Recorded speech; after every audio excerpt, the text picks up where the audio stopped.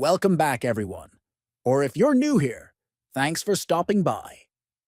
In today's video, we're going to learn how to give access to location on the Google Earth app.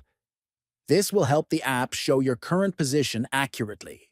First, take your phone and find the Google Earth app icon. Next, press and hold the app icon until a small menu appears on your screen. Then, tap on App Info. This will open the settings page for the Google Earth app. Once you're there, scroll down and click on Permissions. Now look for the option called Location and tap on it. Finally, choose Allow Only while using the app. This setting ensures that Google Earth can access your location only when you're actively using it, keeping your privacy protected while still providing accurate map results.